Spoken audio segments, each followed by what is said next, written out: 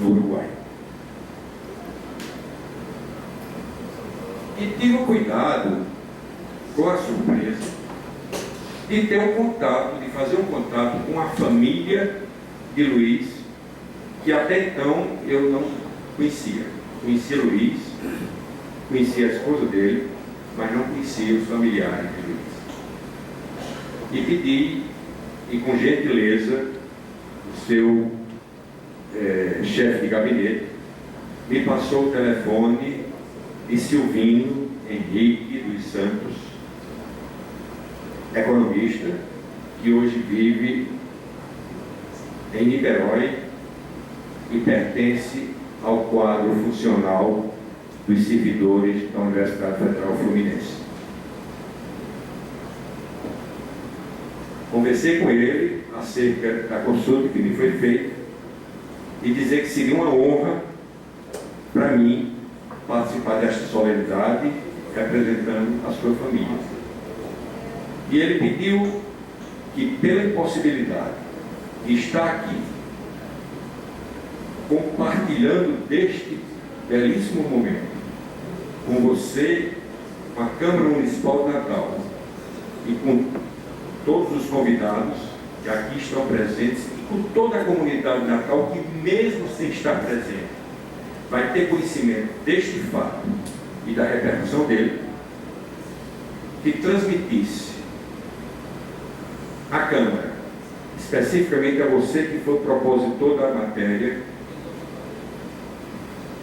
o seu agradecimento e o reconhecimento dessa justiça que se faz e que não é tardia, apesar de 50 anos.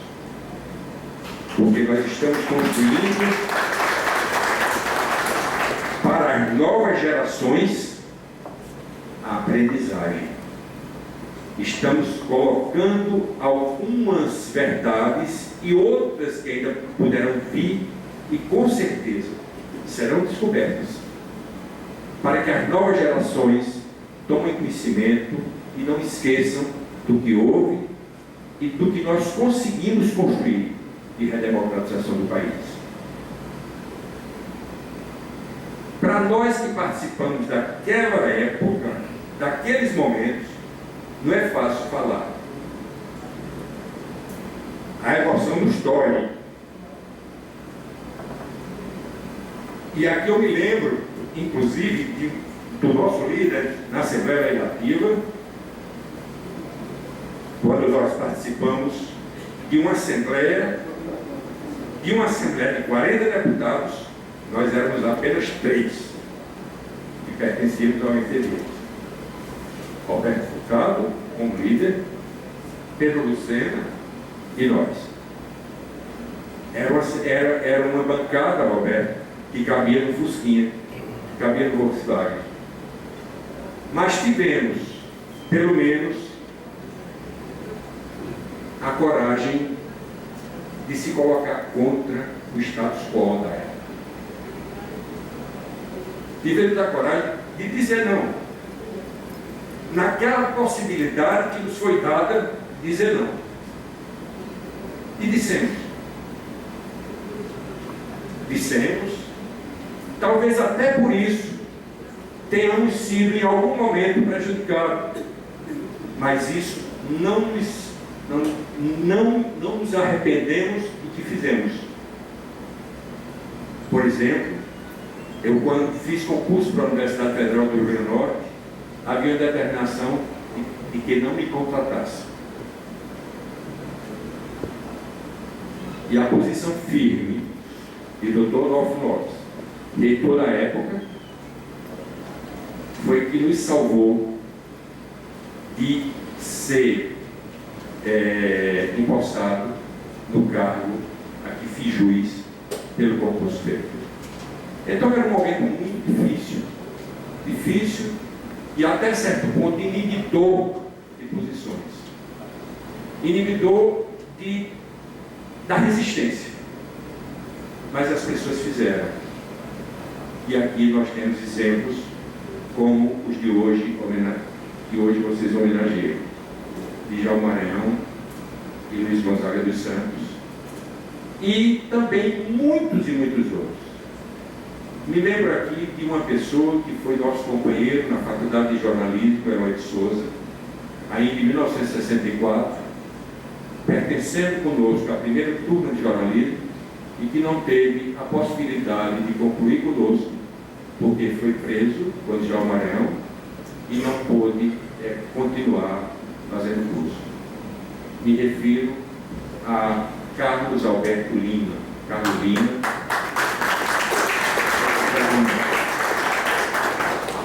Então, isto tudo nos levou a aprender e a saber que a democracia se constrói mesmo na demora que houve, em todo o processo que realmente custou muito para o brasileiro, mas que nós soubemos construir e hoje vivemos em um processo e em um país que nos faz nos orgulhar dele.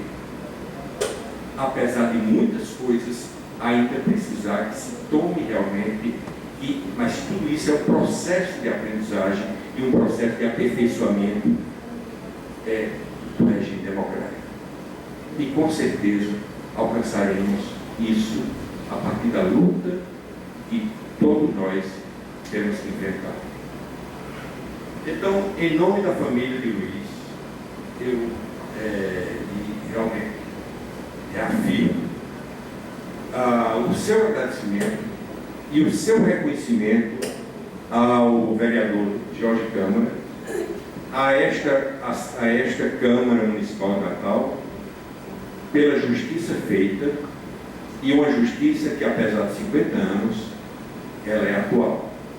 É atual porque mostra a verdade às novas gerações. É um processo de aprendizagem. Agradeço, e neste momento, não é um discurso, mas um depoimento que, talvez pela emoção maior realmente de ter vivido, mas que justifica dizer aqui a satisfação que nós tivemos.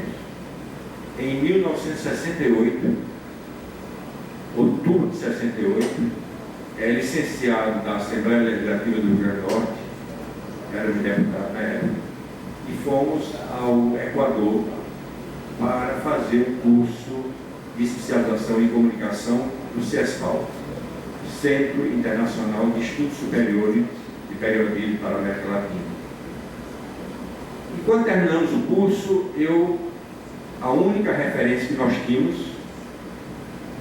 sobre a estrada e sobre onde vivia Djalma Maranhão em Uruguai, em Montevidéu, mas saímos do Equador com o propósito de visitar. Fomos a Montevidéu, primeiro fomos ao Chile, depois à Argentina, terminamos em Montevidéu, e aí, a partir de uma informação recebida quando saí de Natal, após 2 meses, eu tinha lido essa matéria, uma matéria na revista Realidade na época, que ele morava em uma parte do centro da cidade. Eu tive a surpresa de antes, entre o aeroporto de Montevidéu e o hotel, já no final da tarde, ver o restaurante Cangaceiro. E aquilo realmente me deu um estalo de que ali eu encontraria informações sobre Djalma Maranhão. Fui ao hotel, deixei a bagagem e depois voltei no caminho que tinha percorrido e fui a este restaurante. Para surpresa minha, encontrei no restaurante, como gerente dele, o ex-ministro de João Goulart, Elmino Afonso, que ainda hoje vive e que segunda-feira participou de uma entrevista no Roda Viva. Belíssima entrevista. E eu me apresentei, disse que era do Rio Grande do Norte, que estava ali, e que gostaria que ele me desse alguma indicação acerca do paradeiro de Djalma Maranhão. Ele não me disse nada, mas telefonou imediatamente para o Djalma, falou um pouco de Djalma e passou o telefone para mim. Conversamos um pouco e eu marquei um encontro no outro dia no apartamento onde ele vivia, em Montevidéu. Fomos, nos cumprimentamos, passei o dia com ele e fomos a uma coisa que, para surpresa minha, ele repetia o que fazia aqui em Natal. Fomos à feira de Esperavá, onde os tipos populares, realmente há uma riqueza, como em toda feira, há uma riqueza dos tipos populares, comuns a Djalma desde a vida aqui no Rio Grande do Norte. Outra grande surpresa que realmente eu tive foi com o número de jornais do Rio Grande do Norte. A sala do seu apartamento era uma sala que tinha, talvez, um terço da sala era ocupado por jornais, onde ele vivia o dia a dia do Rio Grande do Norte através das notícias que recebia. Algumas bem atuais e outras, mas todas elas guardadas com muito carinho. Isso realmente me impressionou muito, muito, muito profundamente. E o pior é que, apesar de toda a nossa surpresa e o nosso questionamento acerca do futuro do Brasil, 2 meses depois, ou 1 mês depois que eu chego no Brasil, que eu chego no Rio Grande do Norte, aí, o dia 13 de dezembro seguinte, pouco mais de um mês talvez, ou menos de um mês, nós estávamos vivendo uma exacerbação do regime ditatorial, com o AI-5 que foi decretado pelo governo.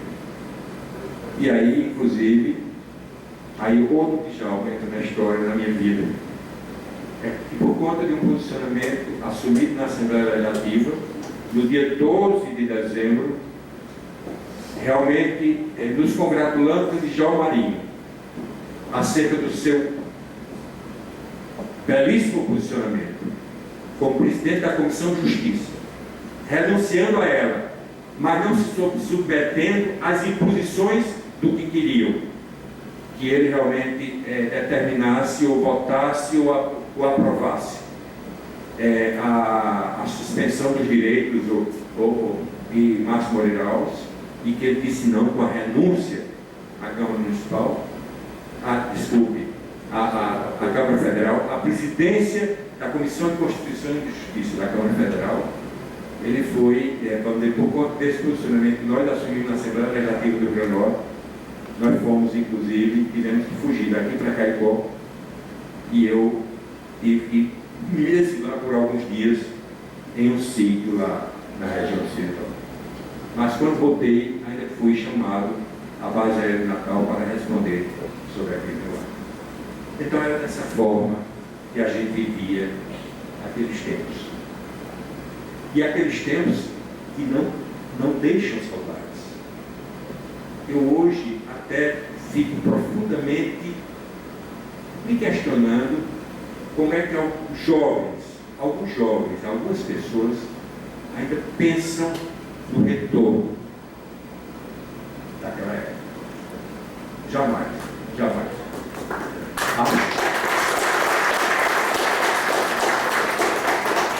Então, mais uma vez, o nosso agradecimento à George, à Câmara Municipal de Natal, por esse depoimento, e foi um prazer estar com você, porque a última vez que eu a conhecia de nome e de uma carta que Djalma mandou para a dona Zária lá. E essa carta depois foi publicada por Carlos Lima, quando fazia recomendações para você. Muito obrigado.